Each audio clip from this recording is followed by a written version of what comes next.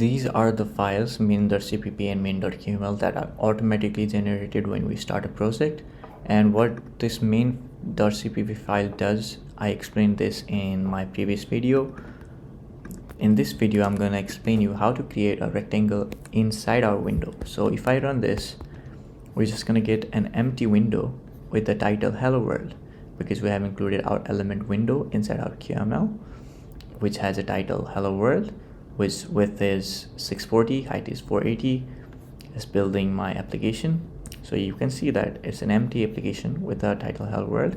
I want a rectangle inside of this. So what I really need to do is I need to create a rectangle element.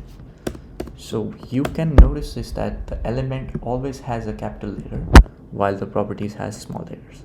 And how do you know which element to use when you want to build something? If you don't have an idea, you can just search it up in Google and then see if there is an element available for your need or not. For this game, because this is not a Qt specific tutorial or C++ tutorial, it's a game tutorial inside Qt. So I'm gonna teach you the basic things that we need inside this game, but it is not that you're not going to learn anything. Whatever you learn in this tutorial will be able to help you in any other Qt projects. So if you just learn how to create an element, you can just simply create other elements as well. Let's say I have a rectangle element. I will give it an ID as move. See, ID, we need ID for element because there is going to be a lot of rectangles inside one window, because I have created this element inside of the window because I want this to come up inside of this window, right? That's why I have created as a child of this window. So when it has an ID move, see in this, to explain you better, in this ID you can see a lot of rectangles, right? This is a rectangle, this toolbar is a rectangle, this is a rectangle, these are different rectangles. So similarly in this window we can have multiple rectangles, but how would I know which rectangle is which? That's why we give ID to make it unique. So whenever I call you move, then the system knows that I'm calling this rectangle. So I given this ID. You can notice that window doesn't have an ID because we only have one window in this application. If any application uses more than one window, then it needs to have an ID to recognize which window will be in use and everything else. So I'm gonna use the property width, which will be 50, and height 50. So how do I know that it has a property width and height? What you can do is search it up rectangle QML in Google, or just click on rectangle and then hit F1. Then if you hit F1, then it opens up a documentation on your right, which will have all the examples that you need for the basic implementation, rectangle, width, height, everything. And if you need to see the members that you can use as a property, you can go click on that link and then it's all here. And it also shows you what kind of value it takes.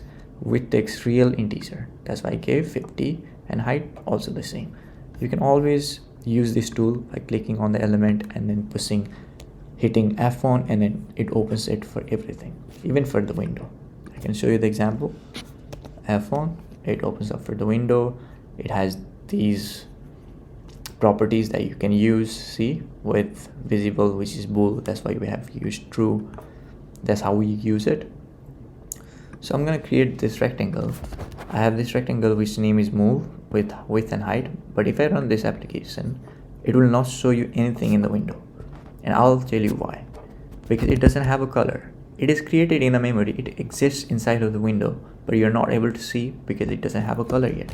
So I'm gonna give a color property which will take a string. You can either put hexadecimal numbers or straight write the name of the color.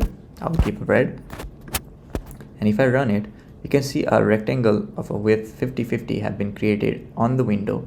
And I'll tell you why it is created on the top left part of the window in the coming part of the tutorial. I'm going to explain you how to move this rectangle and everything. So stick with me, please be patient. This part is going to teach you how to create an element and how to give properties and same things. So this is how you create a rectangle, right? I can simulate text.